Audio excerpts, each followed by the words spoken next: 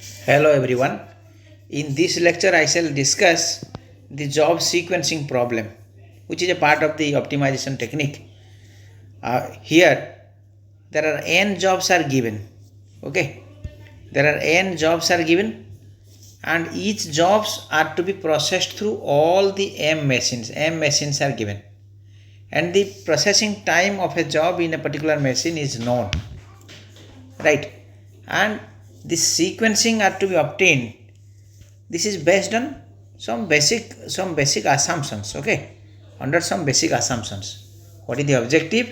The objective is to find an optimal job sequence. The objective is to find an optimal job sequence that will minimize the total processing time. Okay, so there are n jobs.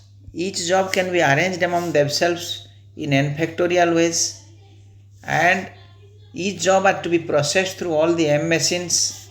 So total number of possible job sequences are n factorial to the power m, right?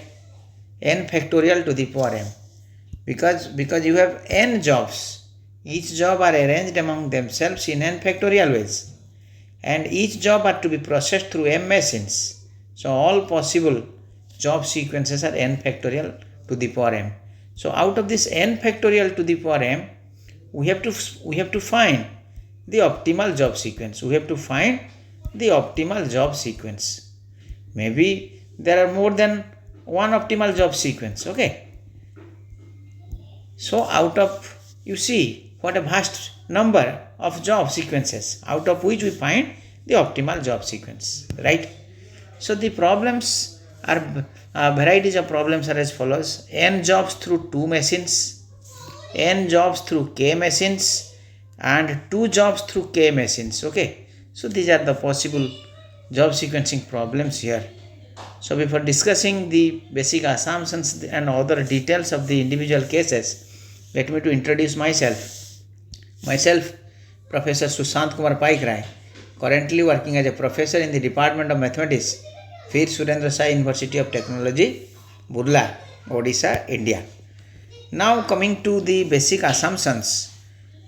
The job sequencing are based on certain assumptions, right? So the basic assumptions are as follows: all machines are of different types, right? All machines are of different types. No machine can perform more than one job at a time, right? No machine can perform more than one job at a time. No priority is given. The job are to be processed in the given order. No priority, right? One machine cannot bypass a job. There is no priority. Each job once started in a machine must be continued till the completion on that machine.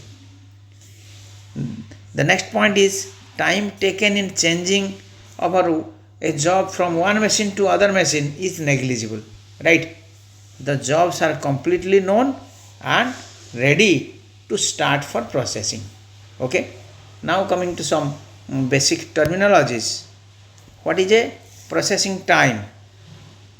Processing time, right?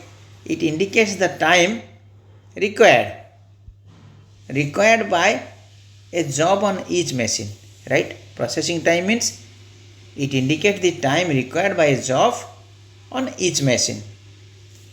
SPT stands for the smallest processing time. Sometimes we call it the minimum processing time. MPT we can also say the minimum processing time or smallest processing time, whatever it may be. Processing order. It refers to the order or the sequence in which the jobs are to be processed through the machines, right?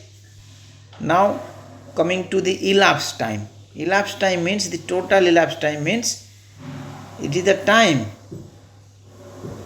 that required from starting of the first job to the completion of all the jobs, means for the completion of the system, right?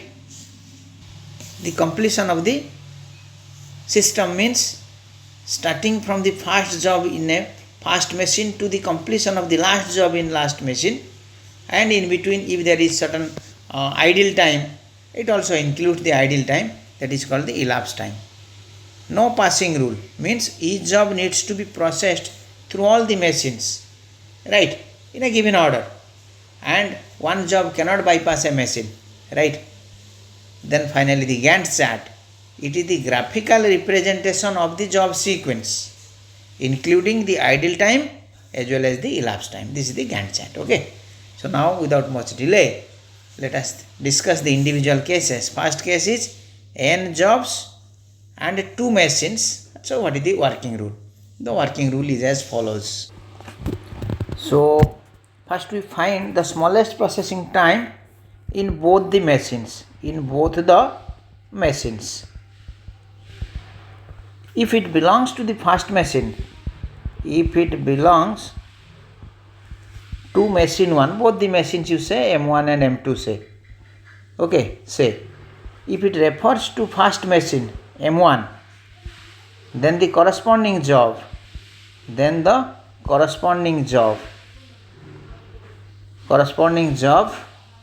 is placed at the first of the job sequence, at the beginning of the job sequence, or beginning or first of the job sequence. If it belongs to second machine M2, second machine, then the corresponding job need to be placed in the last of the job sequence.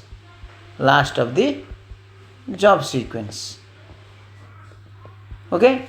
Now there may be a tie. So now if there is a tie, then there may arise the following cases. If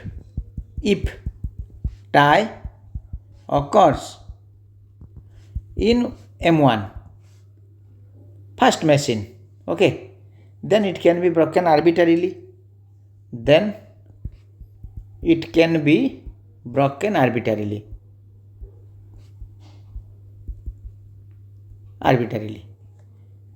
If similarly, if it occurs in M2, then it can also be broken arbitrarily.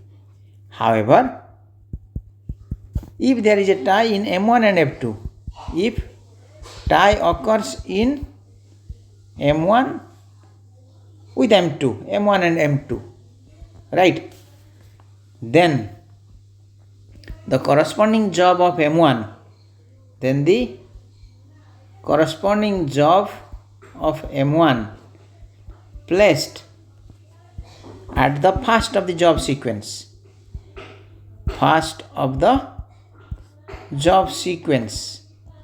in available position from the first, okay, and for M2 it is placed at the last of the job sequence.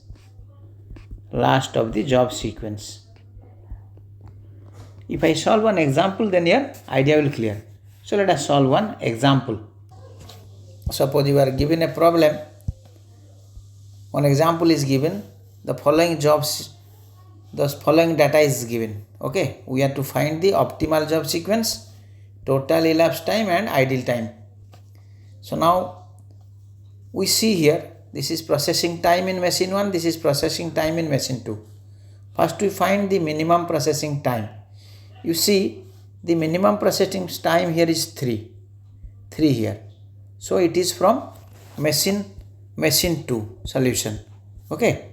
So we see the minimum processing time is from machine 2 here. So this J4 is placed at the last of the job sequence here, right? Last of the job sequence. Now we omit this.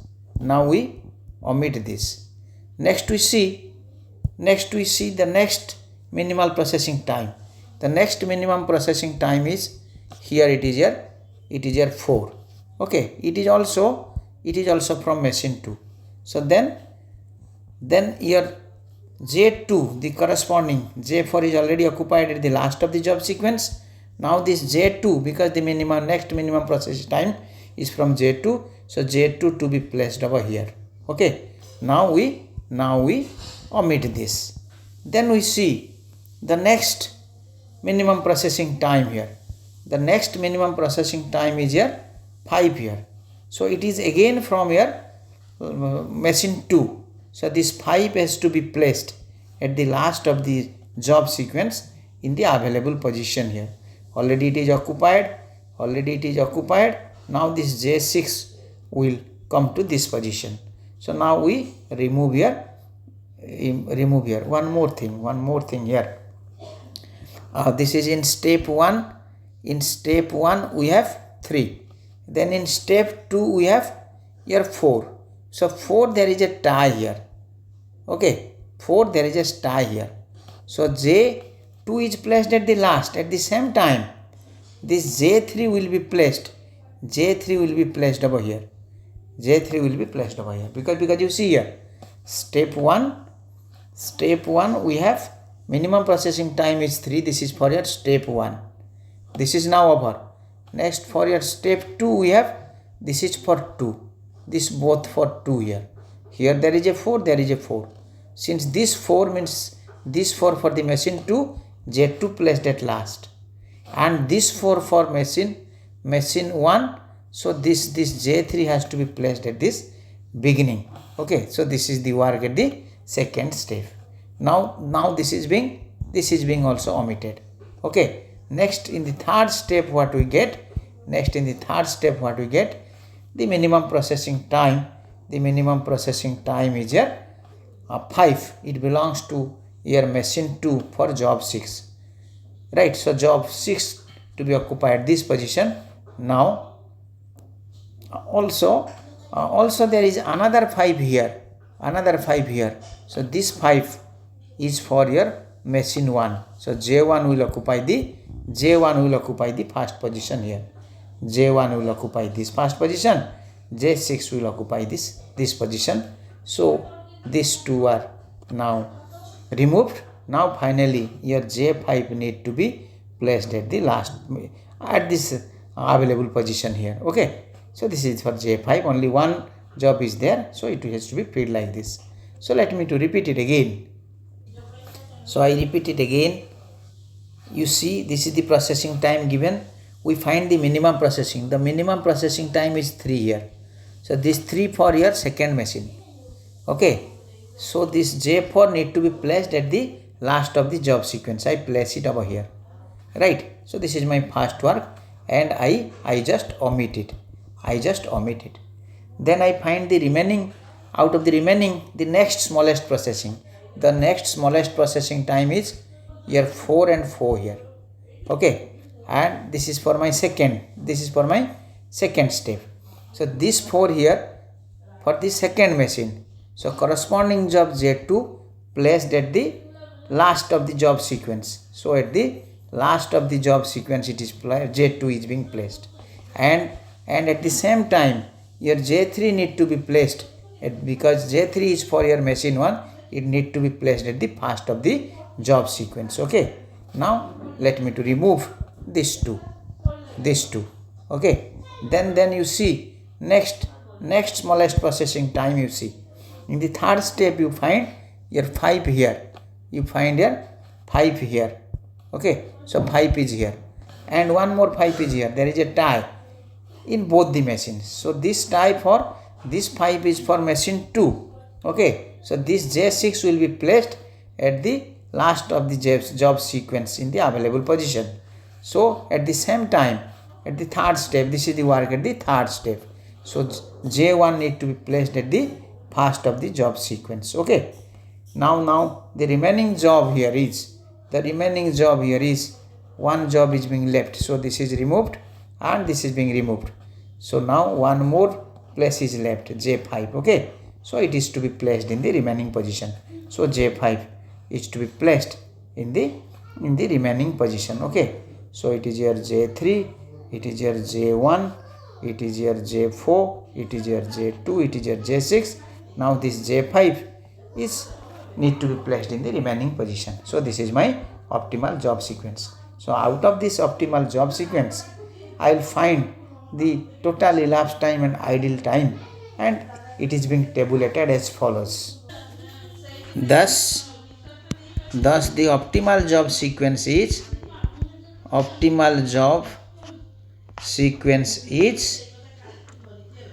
J3, J1, J5, J6, J2 and J4. So this is the sequence. Now we find the total elapsed time and minimum processing time as follows. You see here, job sequence, then machine 1, machine M1, and in machine M1, what is the in time, what is the out time, and what is the idle time next, idle time. Then your machine M2, and what is the in time and what is the out time. Then idle time in M2, idle time in M1. Okay, so now we fill this. This is in out, the idle time here, then this is in out, idle time, and we fill it now. You see the job sequence is 3, 1, 5, 6, 2, 4. 3, 1, 5, 6, 2 and 4. Okay. So you see now, at 0 hour J3 will enter in machine 1. So J3 will continue. You see, J3 will continue in machine 1. Okay, 4 hours. So it will out from the machine after 4 hours.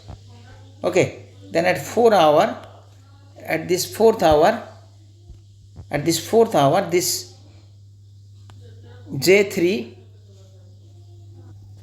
J1 will enter into machine 1. So J1 will continue up to 5 hours. So J1 will continue up to 5 hours. So it will come out at 4 plus 5 at 9 hours.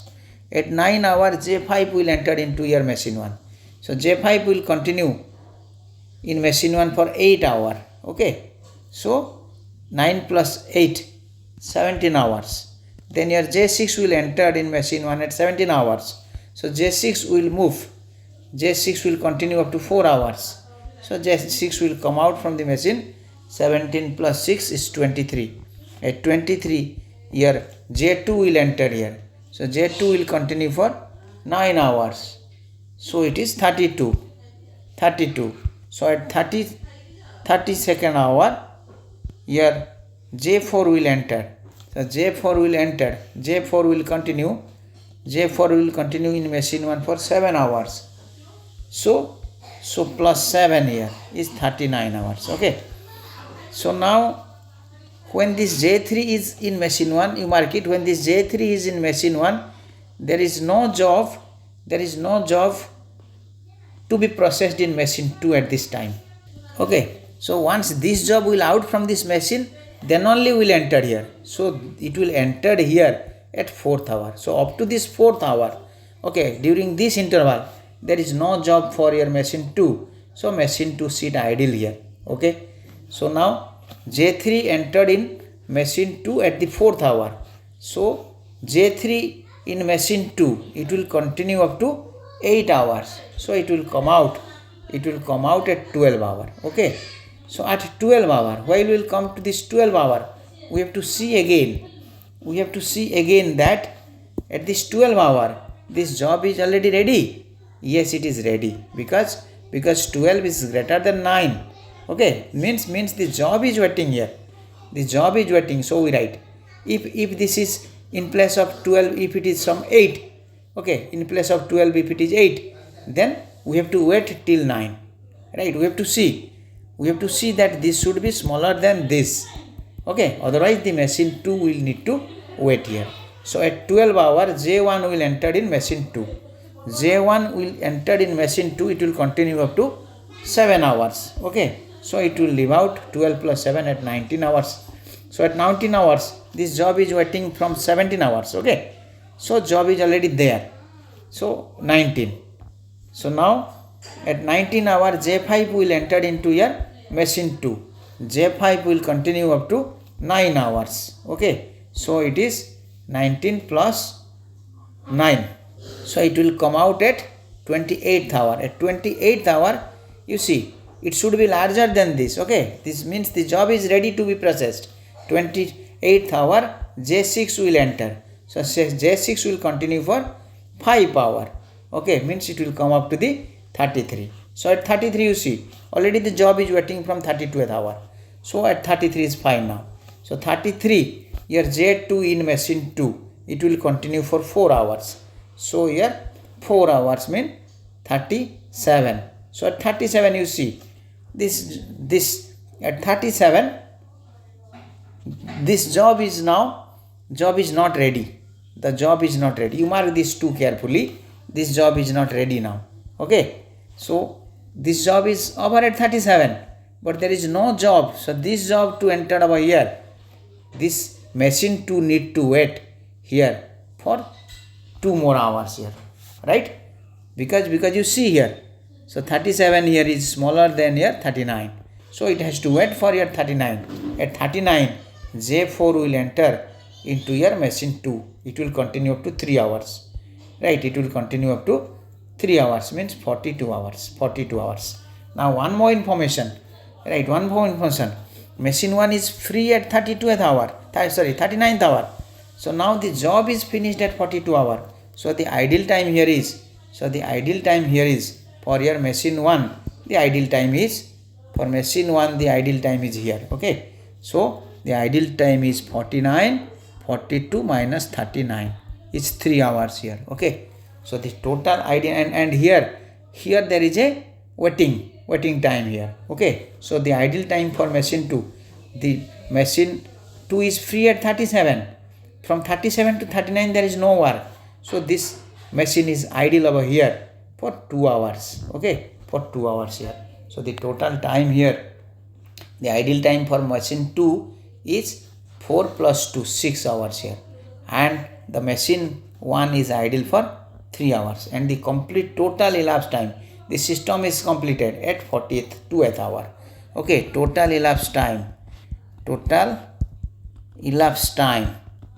is 42 hours. Okay, at this hour means the job started at 0th hour, the final job completed in final machine at 42nd hour. Then idle time for M1, idle time for machine 1 is here 3 hours, and idle time for machine 2 is 4 plus 2 is 6 hours. Okay, 6 hours. If we want to plot it in a Gantt chart, it is as follows. So for your Gantt chart, so this is the job sequence, and for your Gantt chart, we have to see the 42 hours, from 0 hour to 42 hours, the activity. So in a proper scale, we will mark up to 42 hours. Okay, in a proper scale we have to mark up to 42 hours here. 42 hours. Suppose this is my 5, this is my 10, this is my 15, this is my 20, 25, 30, 35, 40, 45. In a proper scale I mark it. Then my machine 1 and machine 2, let it be my machine 2 here. So we have 1, 2, 3, 4, 5. Accordingly it is my 41, 42. 42 is my here. Okay. So I mark on machine 1. I mark the jobs in machine 1. This is my machine 1. I mark the jobs. This is my machine 2. I mark the jobs. Okay. In machine 2 I mark the jobs like this. So this is my machine 2. In my machine 1 I see. So it is continued up to here 42nd hour. Okay. So I see this is the running time for machine 1 and this is the running time for machine 2, and we see the job activities here. 0 to 4 is your J3, then 4 to 9, so I will mark it 0 to 4. This is my 0 and up to my 0 to 4, so this is my 4 here. Okay, this is my 4 here. Then after this 4 I have 9, 17, 4, then 9, 17, 4, my 9 is here, my 9 is here. Then my 17, 15, 16, 17, 17 is my here. Okay, after 17 I have 32, sorry 23, 32, 39. 23 is my here. 23, 17, then this is 23, then here 32, 39. 32 is here, say 32 is here, and here 39, 39 is here, 39 is here. Okay, so this is the J1 is continued in machine. This is my here J3 is continued in machine 1. This is your J3 is continued. Then up to 9 here J1 is continued. Then up to 17 here J5 is continued. J5 is continued in machine 1. Then up to 23 J6 is continued in machine 1. Up to 32 here J2 is continued here. J2 is continued here. And up to 39 here J4 is continued up to here. Okay, so since this is being continued, this is continued. Okay, no gap is here, no gap is here, no gap is here, so continued here. Now this is the gap, and this time is my idle time for machine 1, means this is my 42.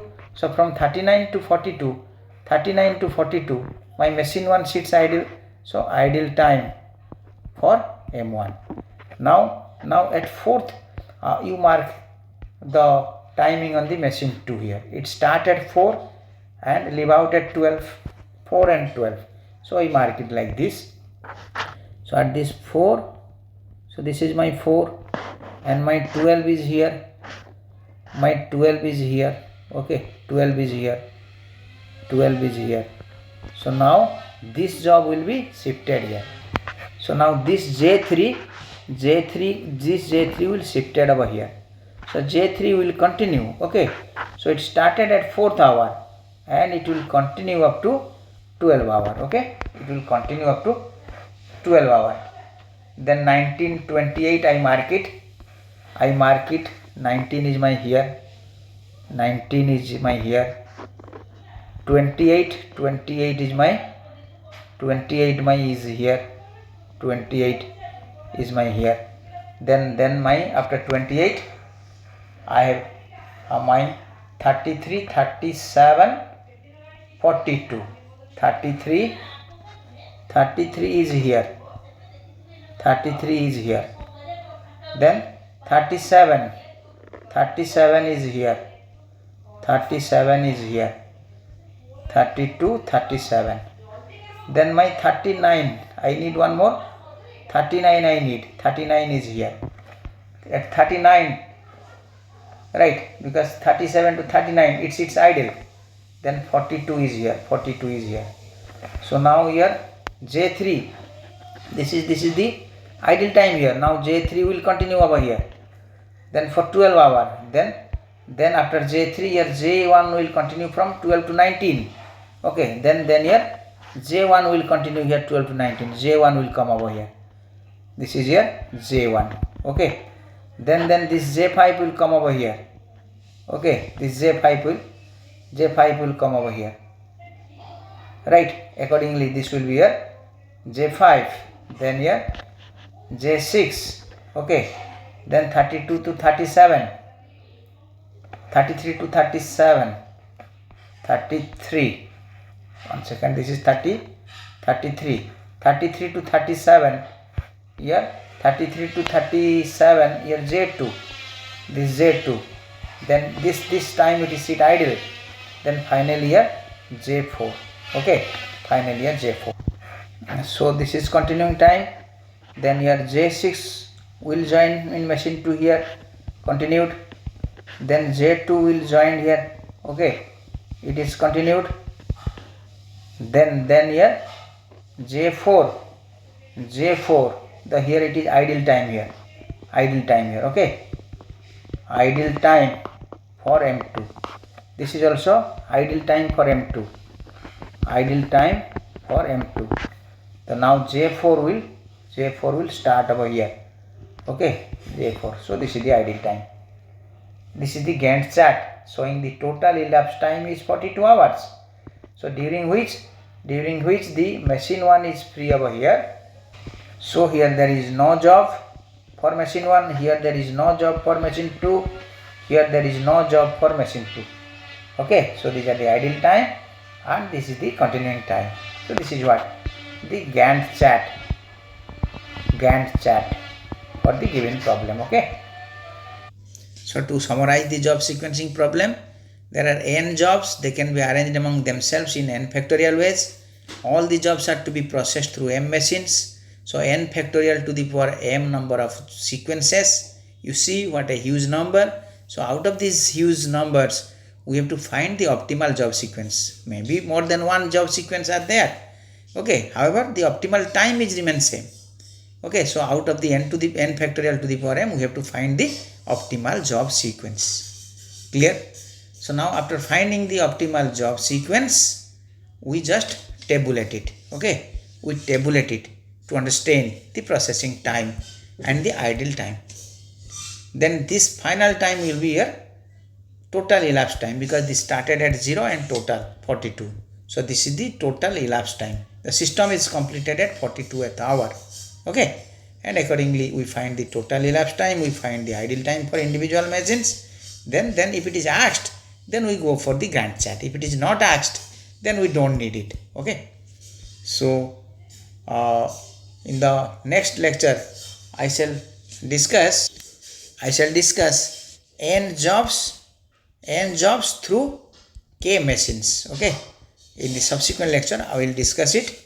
In the upcoming lecture I will discuss it. Okay. If this lecture is interesting and useful to you, please like and subscribe to this channel. Which will boost my motivation to upload the similar lectures for your benefit. So thank you all. Have a nice day. Let us close this lecture here.